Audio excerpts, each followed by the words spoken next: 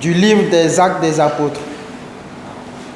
Certaines gens venus de Judée voulaient endoctriner les frères de l'église d'Antioche en leur disant: si vous ne recevez pas la circoncision selon la loi de Moïse, vous ne pouvez pas être sauvés. Cela provoqua un conflit et des discussions assez graves entre ces gens-là et Paul et Barnabé. Alors on décida que Paul et Barnabé, avec quelques autres frères, monteraient à Jérusalem auprès des apôtres et des anciens pour discuter de cette question. L'église d'Antioche pourvut à leur voyage. Ils traversaient la Phénicie et la Samarie en racontant la conversion des païens, ce qui remplissait de joie tous les frères. À leur arrivée à Jérusalem, ils furent accueillis par l'Église, les apôtres et les anciens, et ils rapportèrent tout ce que Dieu avait fait avec eux. On vit alors intervenir certains membres du parti des pharisiens qui étaient devenus croyants. Ils disaient: il faut obliger ces gens à recevoir la circoncision et à observer la loi de Moïse. Les apôtres et les anciens se réunirent pour examiner cette affaire. Parole du Seigneur. Nous rendons grâce à Dieu.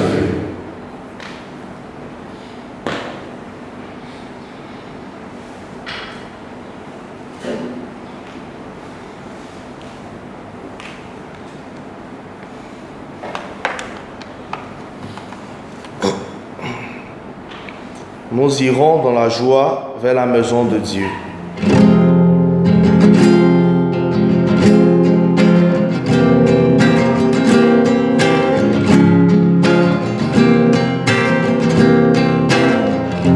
Nous irons dans la joie vers la maison de notre Dieu.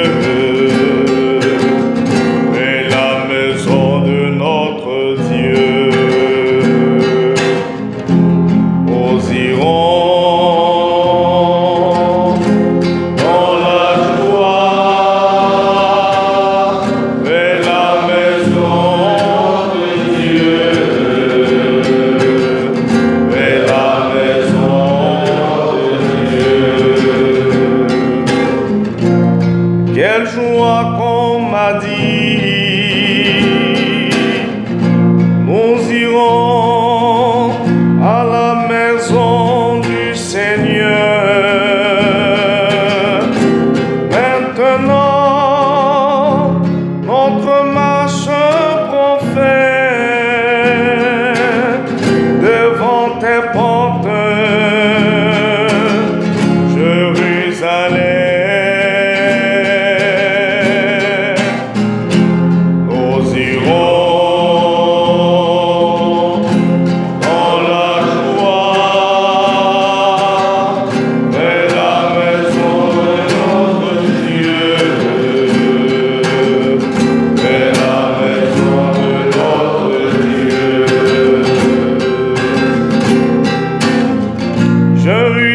Jérusalem, te voici dans tes murs,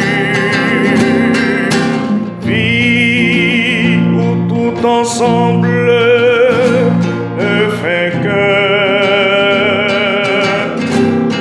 C'est là que montent les tribus.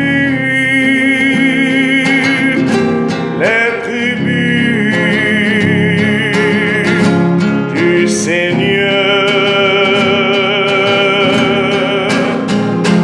nous irons dans la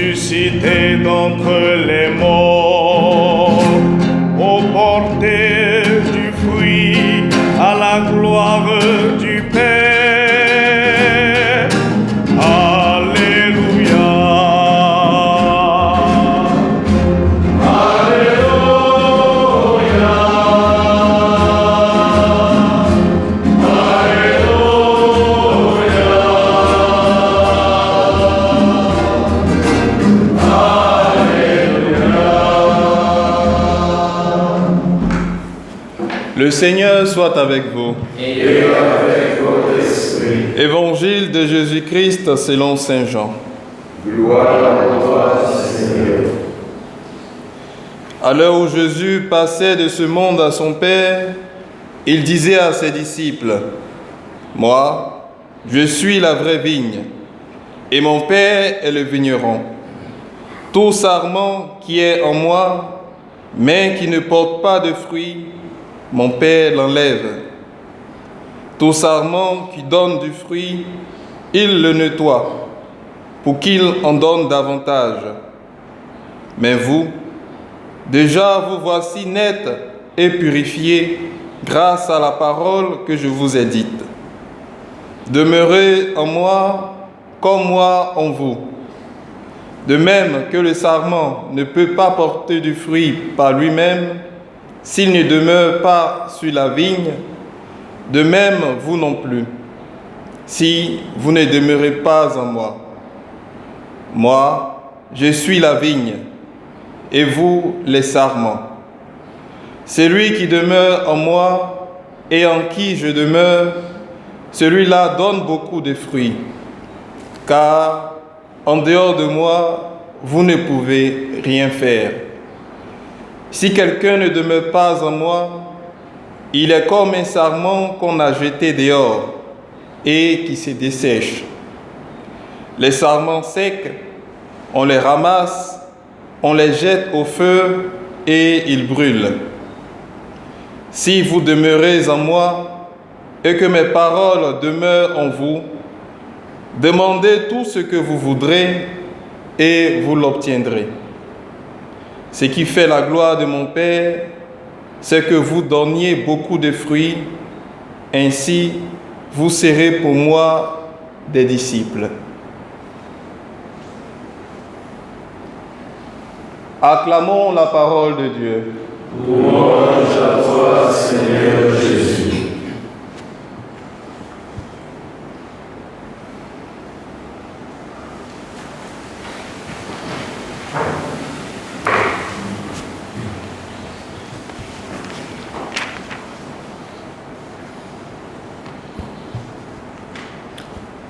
En ce début de journée, le Seigneur vient à nous pour nous donner l'orientation de notre vie.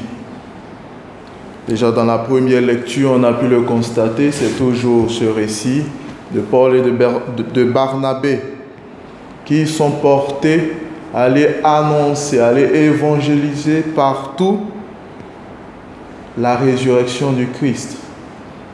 Mais dans ce cas concret, ils sont confrontés à un problème. Et ce problème n'est pas loin de nous.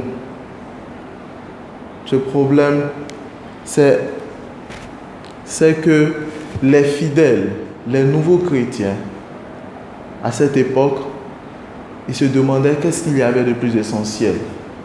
Parce qu'il y avait ce contraste avec la circoncision, qu'est-ce qu'il fallait faire, comment faire pour être sauvé. Ça, c'était l'objectif. Et aujourd'hui, nous nous sommes réveillés et déjà nous avons nos projets. Pour certains, nous devons nous rendre à l'hôpital pour des examens. Pour d'autres, nous devons aller pour chercher de quoi manger, pour occuper. Donc, nous avons déjà fait notre programme. Et ici, le Seigneur, il nous demande de commencer par lui. Et la question fondamentale que nous devons nous poser, c'est de savoir que devons-nous faire en ce jour afin de pouvoir obtenir le salut. Et le psaume alléluiatique nous aide. Nous appartenons au Christ, ressuscité d'entre les morts pour porter du fruit à la gloire du Père. Et c'est cela. Nous appartenons au Père. Et tout doit être dans cette optique. Parce que nous recherchons à recevoir la vie du Père. L'Évangile nous vient en aide en ce sens. Demeurez en moi comme moi en vous. De même que le sarment ne peut pas porter du fruit par lui-même s'il ne demeure pas sur la vigne, De même, vous non plus, si vous ne demeurez pas en moi, vous ne pouvez pas porter du fruit. Et le Christ le dit avec force, je suis la vigne et vous, c'est les sarments. Aujourd'hui, nous devons nous poser la question de savoir quelle est notre relation véritable avec le Seigneur. Parce que en cela, tout dépend.